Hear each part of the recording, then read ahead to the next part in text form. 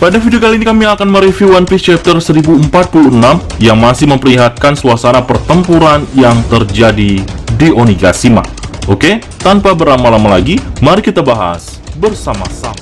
Oke, kita mulai dengan cover story. Rupanya cover story kali ini masih melanjutkan kisah dari keluarga Germa Double Six yang tanpa terasa sudah memasuki volume ke-9. Dan kisah kali ini di kota coklat kedatangan dua penyusup yang membuat warga di sana panik. Lantas, siapakah mereka? Jika kita perhatikan gaya berpakaiannya yang menggunakan jubah dan sepatu lebih mirip dengan pasukan Germa. Walaupun kelemahannya, sepatu yang mereka gunakan agak berbeda dari keluarga Germa. Nah, jika benar dua penyusup ini adalah Germa, maka besar kemungkinan mereka adalah Ichiji dan juga Raiju untuk membebaskan dua saudara yang lain yang tertangkap, yaitu Niji dan juga Yonji. Masih ingat di cover story volume ketiga, terlihat mereka berdua ditangkap di Pulau Coklat, lalu dipindahkan di kediaman Big Mom sebagai salah satu koleksinya. Sedangkan Ichiji dan Raizu masih mengira jika mereka masih di Pulau Coklat. Nah, di cover story selanjutnya sepertinya akan ada adegan pertarungan antara mereka berdua melawan para anak Big Mom. Salah satunya tentu Oven yang mulai kembali ke Pulau Coklat. Oke, kita lanjut pada inti pembahasan. Setelah mendapatkan serangan di wajah hingga menembus tengkorak Kaido, di chapter ini ia diperlihatkan terkapar dan tak lama itu ia bangun dengan memegang wajahnya yang masih terasa sakit. Nah, dengan banyaknya serangan yang diciptakan Luffy pada Gear 5 ini membuat Kaido masih terheran-heran karena serangan yang diciptakan Luffy sangat berbeda dari sebelum ia menggunakan Gear 5. Bahkan saking penasarannya, Kaido menanyakan siapa Luffy sebenarnya. Tentu saja jika ditanya seperti ini, sejak dulu jawabannya masih tetap sama. Jika ia adalah Monkey D. Luffy, orang yang akan melampauimu dan menjadi Raja Bajak Laut. Tentu jawaban semacam ini sama sekali tidak memuaskan Kaido. Tapi, Kaido langsung memuji kekuatan Luffy yang sudah mencapai awakening dan tidak pernah terduga olehnya. Lantas, bagaimana ceritanya jika Kaido baru tahu jika Luffy adalah Joy Boy yang ditunggu selama ini? Apakah ia mulai gentar menghadapinya atau malah sebaliknya? Tapi, sampai saat ini, kita belum mengetahui latar belakang siapa Kaido sebenarnya yang juga ingin menciptakan perang besar melawan pemerintah dunia. Jika saja Kaido memiliki misi yang sama dengan Joy Boy, maka tidak menutup kemungkinan Kaido akan mulai bersekutu dengan si Joy Boy baru ini. Dalam chapter ini juga memperlihatkan sosok Zunisa yang merasa jika suara genderang itu membuatnya nostalgia dengan Joy Boy di masa lalu dan merasa jika dia benar-benar hadir. Meski Zunisa tahu jika suara itu berasal dari penerus takdir Joy Boy, orang yang akan mewujudkan mimpi Joy Boy di masa lalu yang telah tertunda ratusan tahun lamanya.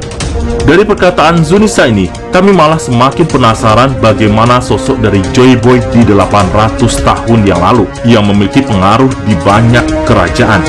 Ya, semoga saja nantinya Oda Sensei akan memperlihatkan flashback dari kisah Joy Boy pada chapter-chapter mendatang.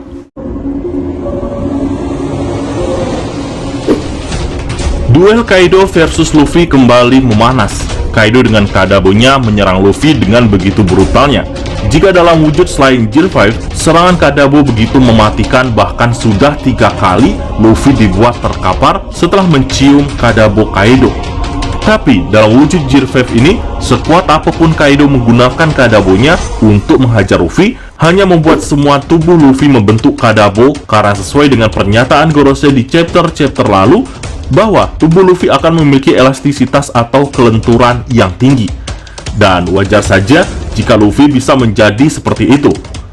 Lalu gantian Luffy yang menyerang Kaido dengan pukulan beruntun. Tapi ada hal yang tidak biasa dari serangan Luffy kali ini, karena pukulan Luffy ini membentuk gelembung karet pada tubuh Kaido. Namun tidak diperlihatkan lagi apakah gelembung karet itu masih tetap ada pada tubuh Kaido atau tidak, karena tubuh Kaido yang terkena serangan itu tidak diperlihatkan kembali di akhir chapter. Di chapter ini selain pertarungan Luffy versus Kaido, juga memperlihatkan bagaimana paniknya orang-orang seisi kastil yang mengalami kebakaran hebat. Hampir di semua sisi terbakar. Jika tidak diatasi dengan cepat, maka akan semakin banyak korban jiwa yang berjatuhan. Namun untungnya, berkat pengalaman di masa lalu Raizo dan latar belakang sebagai ninja hebat, ia memiliki inisiatif untuk menyimpan air semburan Zunisa di dalam gulungan ajaibnya. Dan kali ini, segel air dari gulungan ninjanya dilepas. Kemudian Jinbe sebagai pengendali air langsung menyebarkan air tersebut ke penjuru kastil. Di akhir chapter, kita diperlihatkan Yamato yang mulai mendesak Momonosuke menciptakan awan api yang cukup kuat. Hal itu untuk menopang Onigashima yang saat ini awan apinya semakin lama semakin rapuh. Apalagi Kaido juga telah menyebutkan jika Onigashima akan segera jatuh, yang artinya memang awan api itu sudah disetting Kaido akan habis saat sampai di ibu kota bunga. Lantas, apakah Momonosuke mampu menciptakan awan apinya sendiri yang cukup kuat menopang Onigashima? Di sini ada dua kemungkinan yang akan terjadi.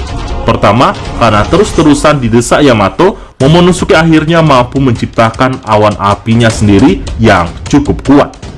Atau yang kedua, Momonosuke malah meminta kepada Zunisa untuk menopang pulau ini agar bisa turun jauh dari ibu kota bunga. Nah, lalu yang menjadi perhatian utama dalam chapter ini adalah bagaimana Luffy dengan imajinasi liarnya menangkap petir dari awan hitam yang saat itu memang sedang mengeluarkan banyak petir. Dan ia jadikan sebagai senjata barunya untuk menghadapi Kaido. Tentu dari sini, banyak nakama yang tidak ada yang menyangka jika Luffy akan mengendalikan petir. Itu artinya, Luffy seperti menguasai tiga kekuatan buah iblis. Pertama, Zoanika, kedua, Paramecia Karet, dan ketiga, Logia Petir. Lantas, bagaimana nasib Kaido selanjutnya? Apakah ia sanggup menahan serangan petir itu atau malah membuat tubuhnya gosong? Nah, bagaimana menurut nakama semua? Berikan pendapat kalian pada kolom komentar.